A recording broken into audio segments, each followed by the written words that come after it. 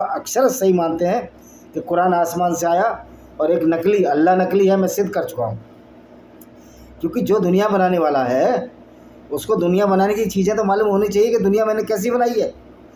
लेकिन कुरान का अल्लाह कहता है कि मैंने दुनिया चादर की तरह फैलाई है और पहाड़ ऊपर से गाड़ दिए, जबकि सच्चाई है कि दुनिया गोल है और पहाड़ ऊपर से नहीं गाड़ते। जो अंदर पृथ्वी में जो प्लेटें जो टकराती हैं, टेक्टोनिक प्लेटें, उससे जो उभार बनते हैं वो पहाड़ होते हैं। कुछ इससे धंस जाते हैं तो घाटियाँ बन जाती हैं। वो उसकी पपड़ी के ऊपर निर्भर है कि दोनों प्लेटों में से कौन सी नरम है और कौन सी गर्म है, कौन सी हार्ड है। तो अब सवाल नंबर 2, अगर कुरान अल्लाह का सही और सुरक्षित वचन है तो अलग अलग क्रियात क्यों अलग अलग है इसकी? कुरान कई तरह की कुरान पढ़ते हैं। जैसे भारत में हफ्स कुरान है, तो आज 30 से भी अलग अलग तरह की कुरान पाई जाती हैं, जैसे हफ्स, वार्स और कानून आदि। अगर कुरान सिर्फ एक ही सही किताब है तो इसमें इतने अलग अलग संस्करण क्यों मौजूद हैं, ये बताइए। इससे साफ जाहिर होता है कि कुरान का अल्लाह एक नकली अल्लाह था और मोहम्मद ने अपने फ़ायदे के लिए इसको पहुंचाया था। तीसरा सवाल, क्या 9 साल की बच्ची से शादी करना इस्लाम में जायज़ है? सही बुखारी हदीस 5133 38 96 50 81 61 30 और सही मुस्लिम में भी इसका जिक्र है।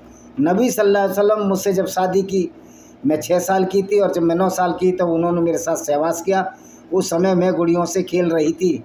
ये मोहम्मद की शादी जिस आयशा बिन अबू बकर से हुई थी, जो कि अबू बकर की बेटी थी, जिससे मोहम्मद ने 6 साल की उम्र में शादी की और 9 साल की साथ में उम्र में इंटरकोर्स किया। उसमें आयशा की खुद की हदीस हैं।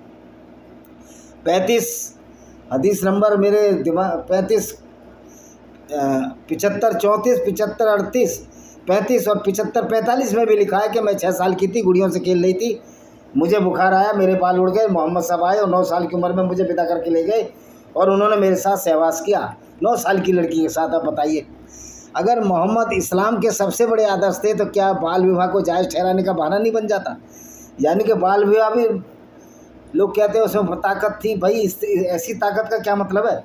मोहम्मद कहीं से स्पिरिचुअल आदमी तो था नहीं, वो हमेशा काफिले लूटता रहा, लोगों को कत्ल करता था, औरतों को बाजारों में बेचता रहा, तो ये पैगंबर होना चाहिए? चौथा सवाल, क्या कुरान में गुलामी और महिलाओं की संपत्ति की तरह इस्तेमाल करने की अनुमति दी है? हाँ। अगर इस्लाम महिलाओं को सम्मान देता है तो दासियों के साथ संबंध बनाने की अनुमति क्यों गई? सूरा चैप्टर 4 का अल-निसा 24 नंबर, जो औरतें तुम्हारी पत्नी ना हो उन्हें तुम्हारी दासियों होने की वजह से तुम्हें लेने की अनुमति है, क्योंकि जो तुम्हारी औरतें, जो तुम्हारी पत्नियां नहीं हैं, जिनको तुमने युद्ध में लूटा